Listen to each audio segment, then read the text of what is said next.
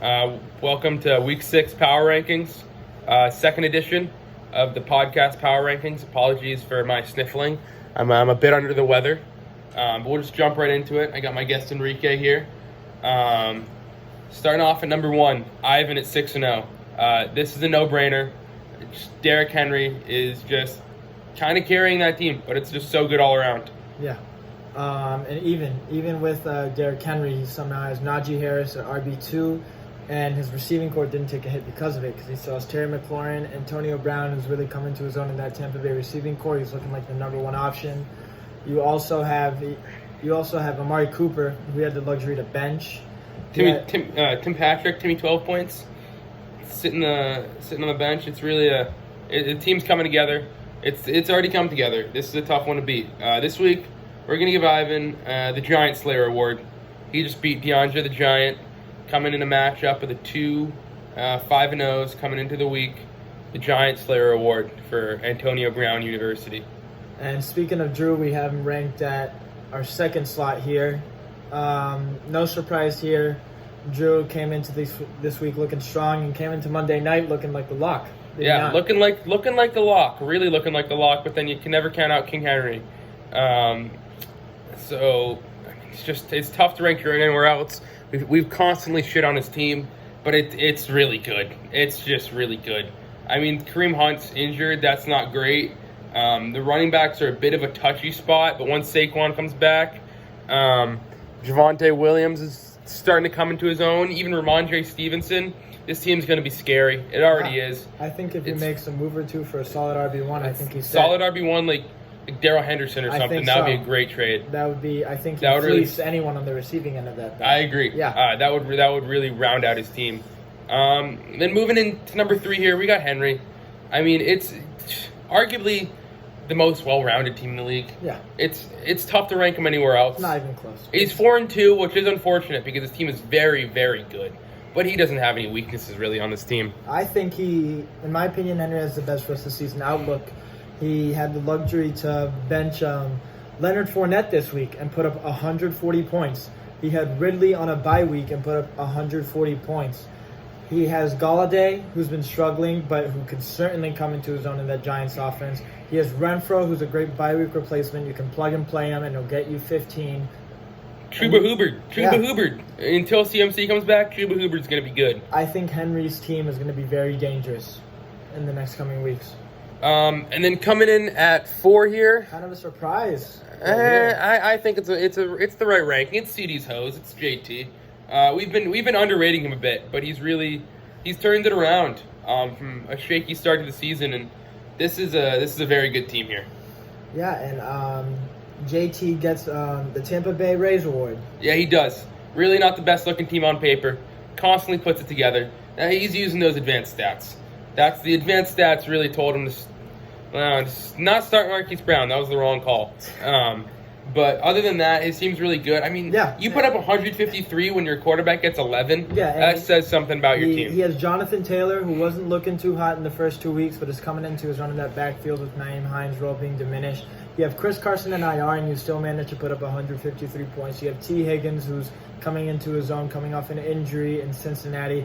You have Adam Thielen, who scored 24, and you still managed to put up 154 points from this team with a solid bench. Yeah. I think he's a dangerous team. And just some retroactive, we forgot to cover them previously, but Drew gets the John Gruden Award. He was starting 4 white players. Previously, also known as the Cracker Award, he was starting 4 white players. More than anyone else in the league. Got to give him the John Gruden Award. And Henry gets the Resurgence Award. He's starting some players who, struggled last season but are really coming to their own now. Matt Stafford, DJ Moore, Joe Mixon. That's the Resurgence Award. These guys are turning around for him. And looking at number 5 here, it's a drop from last week. It's Enrique. It's the host right here, sitting at 3-3. A brutal Monday night loss. A heartbreak loss at the hands of Brian. I mean, you win some, you lose some. I lost. And this one you lost by 1.3 points. At the hands of A.J. Brown's 16.1 points. Mike Williams really shit in the bed. Certainly didn't help that Mike Williams put up 4.7. And Devontae Adams, although 13 points, that's pretty low for that guy. Pretty low for Devontae Adams. Pretty low. So my running backs performed, and Chubb was out. So I came into this week with with one leg lost, but did not get to rub his Chubb. And this week he gets I get the Eugene Cyril Smith III. Geno Smith was really at the hands of this loss for Enrique. The 3 points at the cause of Geno Smith's sack fumble cost me this week. So that's a brutal one. Next up, we got me at number 6, Jake. Team JD McKiss My Nuts. Yeah. Who is a starter now. Who pulled out a surprise win against a surprise Yankees. win. My first win since losing Christian McCaffrey. Only my second win of the year. A good one to have under my belt.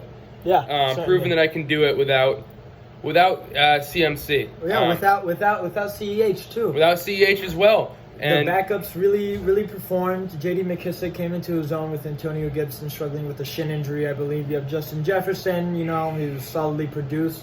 Tyler Lockett's taking a hit though after Geno Smith's injury. Tyler Lockett's taken quite a hit. And Geno Smith is bad. He's arguably not a startable receiver until I Russell disagree. Wilson. That's a stupid take, Enrique. You have Dawson we Knox. might cut this right here after that one. You have Dawson Knox, who's injured. It's a mild finger break. We can move on to my off my team. Just give me the OBJ award. You got the OBJ I award just love for number 2s. Yeah. I just love number 2s. J.D. McKissick, Darrell Williams, Tyler Lockett, Emmanuel Sanders. I just love number 2s. So get me the OBJ award. Yeah, and coming at 7, we have his highest ranking in a while. Yeah, we have Team Brian Daddy coming from number 10 last week. Coming from number 10. Correctly. He pulled out a surprise Monday night win. Broke the mortal lock of the week. Had a great performance all around. I mean, Kyler Murray on that team. Nope. I'm looking at the wrong team. My bad. All right, little mishap there. Enrique's phone. It wasn't Enrique's phone. Enrique was being a little bit of a prick there, stopping the video. But Brian coming in at number 7. Yeah. Dakota Prescott carrying this team. Yeah. AJ Brown, huge performance. AJ Brown, Antonio Gibson. That's going to be tough to deal with injury. But overall, this team broke the mortal lock of the week. It broke the mortal lock. I mean, it was tough to do. Henry's going to drop out of college now. Yeah. This is going to be, who knows what's going to happen now. Travis Kelce, honestly underperformed. Bobby Trees coming into his own. This team's not as bad as we say it is. He jumped from 10 to 7. This isn't really all that bad of a team. I think he's in the playoff hunt now, sitting at 3-3. He's sitting at 3-3. I would venture a guess and say he won't make the playoffs. He's a fraud 3-3. I'd put something on that. Fraud 3-3. I'm better than him. And he comes in this week getting the Chastity Belt Award, preventing me from rubbing my Chubb this week by 1.3 points. Yep, brutal. Moving Number on. 8. Number 8. We got Jasper. And Jasper has been performing pretty solid these past Pretty couple okay. weeks. 127 is not a week to be bad. Would have won some matchups this week. Would have won quite a few matchups this week, but it wouldn't have beat Henry. Henry's really good. Jasper just fell short. Better than the rocky start he had. Josh Allen played great. Cortland Sutton really starting to show up, which is going to be great for him. Devontae Booker was not the pickup last week. It was pretty clearly Darrell Williams, and a little misstep there on the waiver wire. What the fuck is happening in the room next to us? DK Metcalf, also hurt by Geno Smith at the helm. Geno Smith at the helm. That's brutal. I think it hurts both wide receivers. Mm-hmm. Probably it really more does. Lockett than it does. Mike Evans is not performing how he should in Tampa Bay. He held on to him last week after a boom performance to pass off on an offer of a lifetime. Yeah, he really did. But to get this week with Alvin Kamara on bye, that's not bad at all. That's really not bad at all. I think he's going to be a sneaky good team. I see bright things in his future. Yeah. All right, coming in at number 9, we got Nicholas, the Philly Special, and Yarns. Coming off a tented rebuild, things were looking bright until he came in with JD McKiss My Nuts. JD McKiss My Nuts could not be thwarted. Yeah. Really put the nail in the coffin for Nicky's season right there. Yeah, it might have. It definitely might have. Austin Eckler did not perform. No. Really did not perform at all. He had huge performances from James Robinson and Stephon Diggs, and that still wasn't enough to overcome the hump. He had a surprise performance from Jalen Waddle, who arguably has a really good rest of the season look, but I don't think it's enough to overcome. Stephon Diggs had a big Monday night performance, but that late catch by Emmanuel Sanders, too much to overcome. Too much to overcome. The negative points by the Broncos defense is also really, really not where you wanted it. And the award for this week? Yeah, Nikki gets. I forgot. Let's pull up the award that Nikki got. Nikki gets. Sorry, a little technical difficulty. Nikki gets the Bukake Award. Yeah, Nikki got the Bukake Award. So this was the two 1-4 teams, bit of a Cumbowl matchup. Yeah. Like a UConn UMass type of matchup. Yeah, and Nikki lost the Cumbowl. He gets the Bukake Award. You got the shitter right there. And then we have number 10. Not by any metric, not by any statistics, but just the feel of the team. Just the feel of the team. We were going to look at his points. We were going to look at his points for his points. We remember that he doesn't believe in. He doesn't like statistics. Those are a little advanced points for, points against. We really just looked at his record. Yeah, and so that's 1-5. And then just by hearing the team name Dallas Cacti and looking at the team and like what type of team starts Evan Engram? How can you do that? I just got that vibe from his team and had to put him in. It's Votzel. It's the Dallas Cacti. Yeah. And he comes in this week and gets the NFC Least Award. NFC Least Award. That perfectly describes his team. I think it does. Not only is he starting Ezekiel Elliott, Evan Engram, the Cowboys defense, Dustin Hopkins. He's got Tony Pollard on the bench. I think it really embodies his team. The fact that the NFC Least Award. Yeah. I think that's all we have to say. Joe Judge also in the NFC East. Doesn't like stats, and I'm not sure how his outlook is rest of the season. It's tough to know. I think I tried to look at his outlook rest of the season. It said I think 15% projected to the playoffs, but I ignored it because that's an advanced stat. Yeah, so we'll see. Hopefully he manages to bounce back, but I bet he feels that he has 100% to make the playoffs. Yeah, because that's what his feeling is. Just the feeling. Yeah. Anyways, now we'll move on to next week's. Yeah, let's pull up next week's matchups.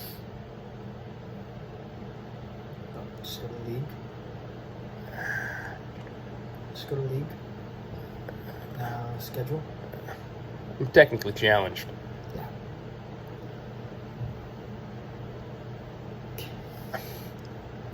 All right. The technical Give me a second. Let's start it off with Dallas Cacti versus Jada McKiss My Nuts. I think this is a must-win week. This is a must for both teams. This is a must-win week for Jake in the sense that it vaults him into a playoff conversation. Yeah. If he can win this week. For Votzel, he might be boxing if he loses this week. He might be boxing. He might be protesting on Main Green even. Like, he might be at 10. He's pretty bad. This is a must-win week. This isn't looking too hot. He has Zeke on bye. Tony, who's out for next week. Yeah. He's going to have to make some big moves. Khalil Herbert facing the number one run defense in the league. Yeah, I think, and even if Khalil Herbert doesn't start, he plugs in David Montgomery. That sucks. Yeah, it's the same. That sucks. I'm picking Jake. I think it's a pretty easy pick. It's not my lock of the week by any means, but no. Sitting at so here's a little bit of a bad stat for Votzel. Just gonna say that Jake has one less player in right now and is still projected to win. So there's gonna be some moves made, obviously fill out these lineups, but Jake's still sitting at 51% to win with one less player. Yeah, that's not just a crappy defense, some shitter player. That's like a whole tight end that Jake is not playing with and would still win. That's pretty bad for Votzel. That's really things bad. Aren't looking too bright. Really not at all. Nikki's. This is my. This is the mortal lock of the week.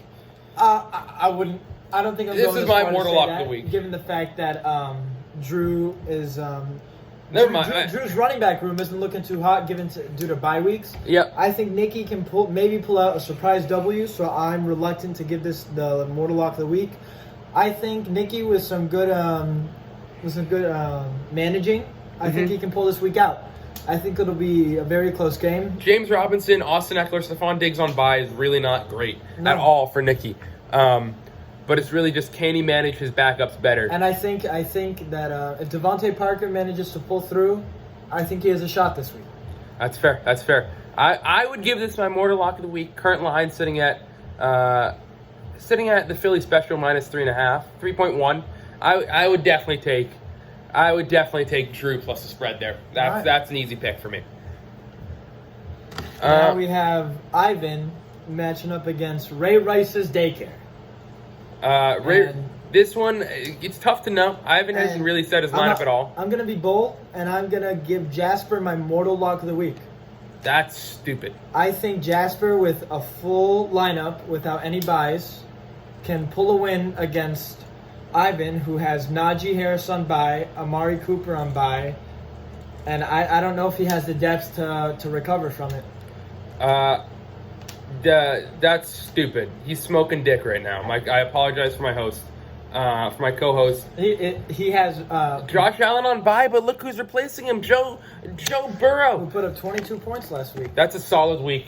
Yeah. Yeah. So. That's yeah. But Jasper's that's team. not solid compared to Josh Allen. I just don't. This is a toss-up in my book, an absolute toss-up. You really can't give this. You can't give this to Jasper as a mortal lock. I'm giving Jasper my mortal lock of the week. All right. Well, we're gonna agree to disagree there. Our co-hosts are disagreeing. I'm picking Ivan in a close one.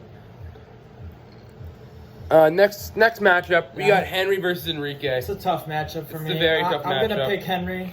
I think that if my line is at full strength, I think I pick myself to win this game. But without Chubb and without Mike Williams, I think I'm a leg down.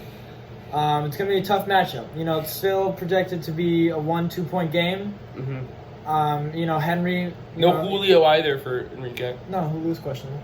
Julio's probably not going to play. If Julio's out, I think Henry is closer to a lock of the week. Yeah. I think Henry, even Henry should really win this one. It's currently sitting at HRP, Henry Yard Powers, at -2.5, and I think that's an easy one. I'd take that. I'd take Henry -2.5 any day of the week. This is close to being a lock, but not as much as before. Not as much as Drew's matchup. And to wrap it up, we have Team Brian against CD's Hose. CD's Hose. And I think this is a matchup of the 3 and 3s. Yeah, I think JT's going to continue his winning ways here. I agree. I certainly even with agree. Herbert on bye. Especially Tyreek Hill against Tennessee. That's a good matchup. That's a very good matchup. Jonathan Taylor should have a good game. I don't see a way here that JT loses. You never know. AJ Brown, Travis Kelce, Brandon Cooks. And he still Cooks hasn't edited his lineup. could always pop off for Brian, but you never know. You never know with those guys. But if we're taking the smart money here, smart money's on JT for sure. Yeah, for sure.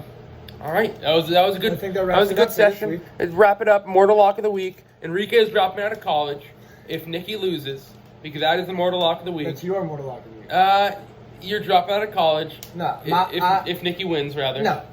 Drew will be smoking that Nicky pack, just like he smoked that Ivan pack, or almost smoked that Ivan pack. Yeah. Drew will be smoking that Nicky pack.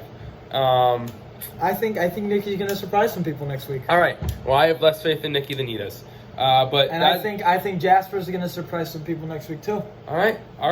Good to hear. Great show. A lot to ponder. Yeah. Hope you guys like it. We'll wrap it up here. Thank you. See ya.